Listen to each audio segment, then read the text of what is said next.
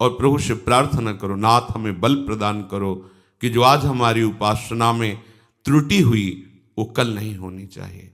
अगर पुनः होती है तो फिर हम पश्चाताप करेंगे, फिर हम दृढ़ नियम लेंगे और एक दिन हम इन त्रुटियों पर विजय प्राप्त कर लेंगे। दीन बंधु करुणा वरुणालय प्रभु आपके सहयोग में हैं। जो साधक आत्मनिरीक्षण नहीं करता है वो परमार्थ में आगे नहीं बढ़ पाता। आत्मनिरीक्षण, अपने को देखना, अपनी जांच करना। आप स्वयं अपने न्यायाधीश बनिए और अपनी साधना को जांचिए, अपनी उपासना को जांचिए। कितना भाव गुरु अनुशासन में है और कितना मनमानी है उसका विभाग कीजिए। मनमानी में कितना हमारा अशुभ है, कितना शुभ है उसका विभाग कीजिए। उस अशुभ में हम कितना किसमें तल्लीन हैं और फिर उस पर शासन कीजिए। अपने आप को देखते रहना ये उपासना का विशेष अंग है। हमसे क्या त्रुटि हो रही है, हम कहीं प्रमाद में तो नहीं है। यह विषयी पुरुष का लक्षण है। कौन क्या कर रहा है, कहां जा रहा है, यह उपासक का कार्य नहीं है। जो दूसरों को देखते रहते हैं वो उपासक नहीं है, वो विषयी पुरुष है। या जो महापुरुष जगत को नामामृत उपदेशामृत से परम कल्याण की तरफ ले जा रहे हैं वो देख सकते हैं। अपने को चाहिए कि अपने को देखना है कि हम कहां कहां फंस रहे हैं, कहां कहां आज्ञा उल्लंघन कर रहे हैं, कौन सी बात मन की मान रहे हैं, कौन सी बात गुरु की मान रहे हैं, शास्त्र की मान रहे हैं। साधक को तो अपने निरीक्षण से ही फुर्सत नहीं मिलती। वो दूसरे के विषय में क्या देखेगा, क्या बोलेगा। और जो दूसरे के विषय में देखता है, बोलता है, वो गिर जाता है, परमार्थ के लायक नहीं रहता। ध्यान देना है। जो दूसरे के विषय को देखता रहता और बोलता रहता है वो गिर जाता है, अर्थात तो परमार्थ का साधक नहीं होता। आपको देखना है आप कहीं रुक तो नहीं गए, आपकी कहीं विपरीत दिशा तो नहीं हो गई है। ऐसा तो नहीं है कि आप बाहर से वेशधारी हो, बाहर से आप परम पवित्र देश में रह रहे हो और अंतर से विषय चिंतन कर रहे हो, अंतर से विषयी वस्तु व्यक्ति स्थान का संग कर रहे हो, तो मान लीजिए आप भ्रष्ट हो रहे हैं, आपका मार्ग ठीक नहीं है, आप उपासक नहीं हैं। फिर सुनिए, उपासक को देखना है कि बाहर से पुण्यात्मा का परम पवित्र वेश धारण किए हैं, बाहर से परम पवित्र पुण्य देश में रह रहे हैं और अंतर से विषयों का चिंतन हो रहा है, विषय वस्तु व्यक्ति स्थान का संग कर रहे हैं, तो आप भ्रष्ट हैं। भ्रष्ट हो जाएंगे नहीं, आप भ्रष्ट हैं, अर्थात भ्रष्ट माने गिरे हुए। आप अपने मार्ग से गिर चुके हैं, आप उपासक नहीं हैं। उपासक को यह बात देखनी है, हमारा मन विषयों की ओर जा रहा है कि हमारा मन प्रभु की ओर जा रहा है। हमारा लक्ष्य क्या है? प्रिया प्रीतम। तो हमारा मन किधर जाएगा? प्रिया प्रीतम की तरफ जाना चाहिए। विषयों की तरफ क्यों जा रहा है? विषय भोगों की तरफ क्यों जा रहा है? क्या है? लक्ष्य नहीं दृढ़ है, आपको पता नहीं आपको कहां जाना है, आप किधर जा रहे हैं। आप परीक्षा कीजिए अपने हृदय की, निरीक्षण कीजिए। साधक इसी परीक्षा में पास होकर उपासना की ऊंचाई पर चढ़ता है। जिसका मन विषयों से हट हट कर बार बार आराध्य देव की ओर जा रहा है, पर बीच बीच में विक्षेप विषय डाल रहे, उसे चिंता नहीं करनी, वो उन्नति की ओर जा रहा है। जो बाहर से सब कुछ भागवती है लेकिन अंदर से केवल विषय चिंतन और उसको पश्चाताप भी नहीं है, वो चाहे जितने जन्म ऐसे बना रहे कोई लाभ लेने वाला नहीं। वर्ष नहीं कह रहे, जन्म चाहे जितने जन्म, लाभ नहीं मिलने वाला। नियत बुरी है उसकी, नियत बुरी है। और जो बार बार अपने मन को प्रभु में लगाता है, विवश होकर विषय चिंतन बन जाता है, तो उसको जलन होती है। ये ठीक रास्ते पर है, इसकी नियत अच्छी है, उद्देश्य अच्छा है, वो जा रहा है अपने प्रीतम की ओर, वो मुड़ गया है अपने प्रीतम की ओर। सबसे पहली साधक को यह वृत्ति देखनी है कि तुम्हारी गति मुड़ी है कि नहीं प्रभु की तरफ।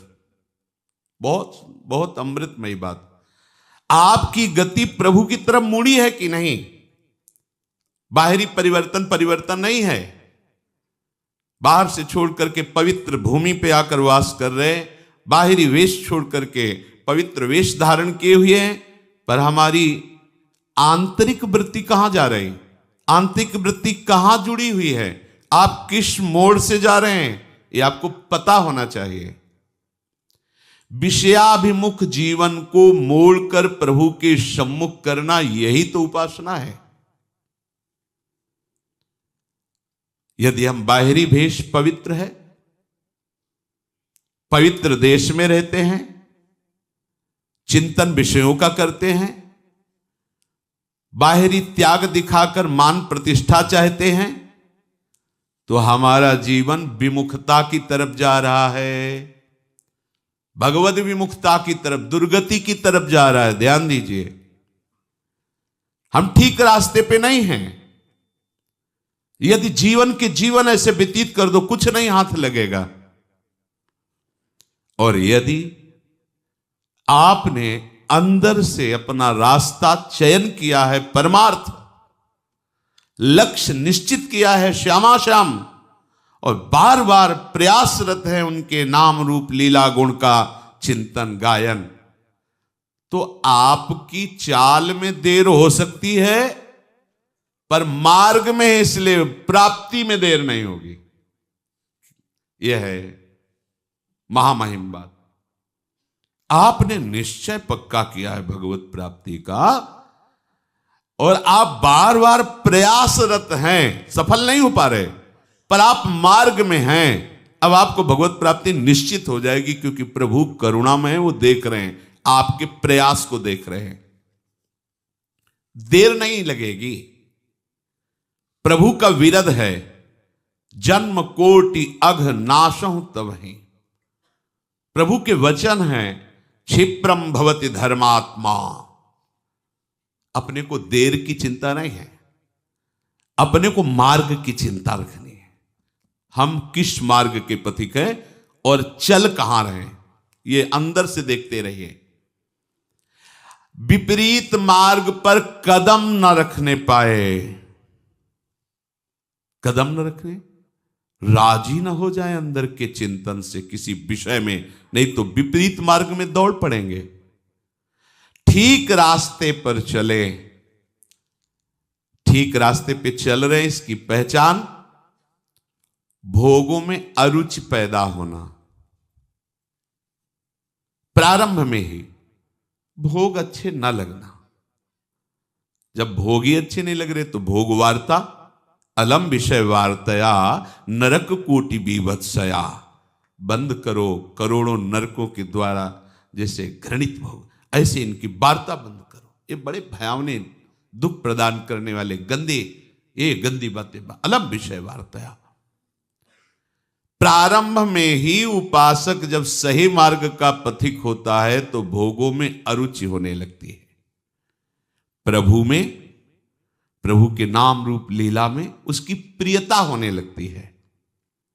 सीधी कसौटी यही है, आपका 24 घंटे में कितना समय प्रभु के नाम रूप लीला धाम के चिंतन में जाता है और कितना विषय में। आंतरिक बात है, आंतरिक। ये मन में देखें, मन में हमारी वृत्ति यदि विषयों की ओर अधिक बढ़ रही है, विषय चिंतन बढ़ रहा है, तो समझना चाहिए कि बाहरी कुछ भी है, पर अंदर से हम विषय की तरफ जा रहे हैं, प्रभु की तरफ नहीं। चाहे आप रहने के स्थान में बड़े किसी प्रसिद्ध मंदिर में रह रहे हो, साक्षात सत्संग भवन में रह रहे हो, या भगवान की किसी पवित्र धाम में रह रहे हो, पर आपके अंदर के भवन का जो वातावरण ठीक नहीं है तो बात नहीं बनी है। तुम्हें अपने भवन में सोहनी पोछा लगाना है, इसे साफ करो, अपने हृदय की मलिनता को दूर करो, इस कूड़ा करकट को बाहर निकाल फेंको। अंदर तुम्हें झाड़ू लगा करके, पोछा लगा करके पवित्र करना है, क्योंकि हृदय मंदिर में यदि भगवत स्मृति नहीं हुई, भगवत चिंतन नहीं हुआ, ये सब कूड़ा करकट विषय चिंतन है, तो यहां जो वर्णन कर रहे कि आप भले किसी प्रसिद्ध मंदिर में ही रात दिन रह रहे हैं, सत्संग भवन में रह रहे हैं या भगवान के धाम में रह रहे हैं, आपका मार्ग ठीक नहीं है। जैसे कोई कहे वृंदावन धाम की इतनी महिमा है और आप यहां ऐसी बात करें, दूसरा कोई बोले तो बोले, आप तो समझो धाम की क्या महिमा है। तो धाम का प्रभाव क्या है? भजन गहे फिरे बाह, वृंदावन बस के इतनो बड़ो सयान, जुगल चरण के भजन बिन निमिष नतीजे जान। वृंदावन इह विधि बसे तज के सब अभिमान, तृणते नीचो आपको जाने सोई जान। भजन, यहां इस विशेष महिमा है कि यहां भजन के परमाणु हैं। आपको भजन करने में ज्यादा परेशानी नहीं पड़ेगी, बड़ा सहयोग मिलेगा। पर भजन ना हो तो करोगे क्या? विषय चिंतन, विषय क्रीड़ा। तो ये विषय क्रीड़ा का धाम थोड़ी है, ये तो प्रिया प्रीतम की नित्य प्रेम लीला स्थली है। फिर तो भारी अपराध बनेगा। तुम्हारे पास कम समय है, ज्यादा विचार करने का समय नहीं कि क्या करूं क्या ना करूं। राग द्वेष युक्त पुरुष यदि कहीं भी रहेगा तो राग द्वेष ही फैलाएगा। एक एक वृत्ति अंदर से दूर करो। कुछ राग द्वेष युक्त शास्त्र स्वाध्याय करके उपदेशक बन जाते हैं, अपने हृदय के राग द्वेष को दूर नहीं कर पाते, तो उनके उपदेशों में पाया जाता है वो शैव और वैष्णव इसी पक्ष को लेकर एक दूसरे की निंदा करते हैं, उपासकों की उपासना की निंदा करते, किसी एक का पक्ष लेके दूसरे को नीचा दिखाना, ऐसे इसी में जीवन वो अपना सार्थक समझते हैं। उपासक को इन सब पचड़ों में नहीं फंसना, अपने मन को इस कसौटी पर कसते रहना है कि आराध्य देव की ओर आपकी कितनी अधिक से अधिक वृत्तियां जा रही है। यदि भोगों की ओर से मुख नहीं मोड़ोगे तो अभी चलना ही प्रारंभ नहीं किया, लक्ष्य की प्राप्ति कैसे होगी?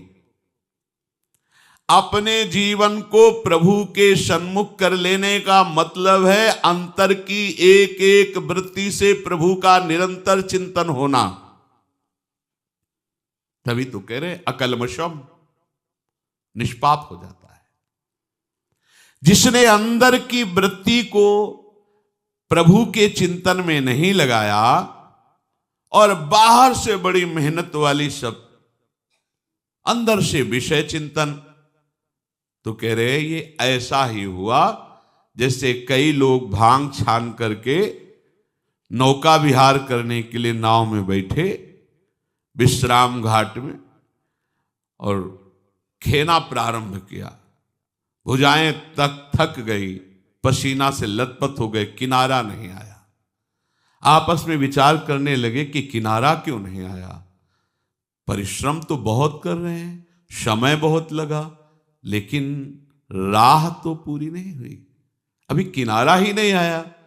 तो उतर करके उसको सावधानी पूर्वक जांच की तो बोले यार खूंटा से नाव खोलना ही भूल गए, क्योंकि भांग के नशे में थे। खूंटा से नाव खोलना ही भूल गए और पूरा का पूरा श्रम लगा दिया। बस ऐसी ही कुछ हमारी दशा हो जाती है जब हम अहमता ममता शरीर में लेकर, शरीर संबंधियों में लेकर, भोगों में लेकर के इस मार्ग पर चलते हैं। बहुत दौड़ लगाई और कितने 50 वर्ष, लेकिन हो कहां? बोले एक कदम आगे नहीं है। क्यों? बोले खूंटा से ही नाव नहीं। एक अहमता ममता ये जग में है दुखदाई, ये जब श्री जी की ओर लगे तो होत परम सुखदाई। तात मात सुत दार देह में मति अर्जय मति मंदा, हित किशोर को है चकोर तू लख वृंदावन चंदा। खूंटे से नाव ही नहीं खोली। और वह 50 वर्ष की साधना, हाँ माना, वो उसकी बाद में थक गई, खेते खेते पसीना आ गया, लेकिन एक कदम भी आगे नहीं बढ़े। क्यों? अहमता ममता का परिवर्तन नहीं किया। सुख का केंद्र संसार ही माना। भले साधन परमार्थिक दिखाई दे रहा है, लेकिन साध्य विषय चिंतन है, विषय भोग है, संसार है। एक कदम भी आप नहीं चले परमार्थ पे, चाहे जितना समय व्यतीत कर दिए हो। इसलिए यहां अवस्था को नमस्कार नहीं किया जाता, यहां स्थिति को नमस्कार किया जाता है। 16 वर्ष की अवस्था है और हजारों वर्ष की अवस्था वाले महात्मा खड़े होकर नमस्कार करते हैं भगवान सुखदेव जी को। स्थिति इस उपासना में, भगवत प्रेम की उपासना में, हमारे हृदय में क्या हो रहा है, ये प्रतिपल हमें देखते रहना चाहिए। उपासक के लिए बहुत सावधानी की बात है, एकांत में अपने हृदय का निरीक्षण करते रहना और अपने प्रभु से प्रार्थना करते रहना। क्या प्रार्थना? हे नाथ, केवल केवल तुम मेरे हो, मैं आपको ही पुकारूं, आपकी ही स्मृति में मगन रहूं। ये दुख सुख लाभान जितने द्वंद्व हैं मेरे विचार में भी ना आवे। अर्थात चाहे जैसी शरीर की परिस्थिति हो, चाहे जैसा वातावरण हो, नाथ आपकी स्मृति के सिवा मेरे हृदय में और कुछ प्रवेश न हो। आपकी असीम कृपा हमारे ऊपर है। दीन भाव से हृदय खोल करके प्रभु से बात करो, प्रार्थना करो। ये दिखावे में नहीं होना चाहिए, ये एकांतिक साधन है, उपासना है। प्रभु मेरे सामने हैं, मेरी बात को सुन रहे हैं, मुझे देख रहे हैं, मैं भले उनको नहीं देख पा रहा। कैसे प्रार्थना करनी है? प्रभु मेरे सामने हैं, मेरी प्रत्येक बात सुन रहे हैं, मुझे देख रहे हैं, मैं मलिनता के कारण भले उनको नहीं देख पा रहा हूं। सत्य सिद्धांत है, प्रभु तुम्हारे सामने है, तुम्हारी बात सुन रहे हैं, इसमें संशय मत करना। क्योंकि हर समय हर जगह कण कण में प्रभु विराजमान, तो मेरे सामने वो हैं, मेरी बात वो सुन रहे हैं। जब आपकी भावना पवित्र और दृढ़ होगी तो आपको दिखाई देने लगेगा कि वो सामने है। आप जिस रूप की भावना करेंगे उसी रूप में वो आपके सामने प्रकट हो जाएंगे। जैसे जैसे प्रेम की वृद्धि होगी वैसे वैसे प्रभु का हर समय आपको दर्शन होगा। ये वो मार्ग नहीं कि प्रभु आए, कभी एक बार दर्शन दे के चले गए, नहीं नहीं, ऐसा नहीं। प्रति क्षण छिन छिन बिहरत संग, हर समय उपासक के साथ रहते हैं प्रभु। पर उपासना नियत समय, जितने समय में जितनी जो आपकी गुरु प्रणाली है, गुरु ने नियम, उसमें कभी बाधा नहीं होनी चाहिए, प्रमाद स्थिति नहीं होनी चाहिए। प्रमाद स्थिति बहुत घातक है।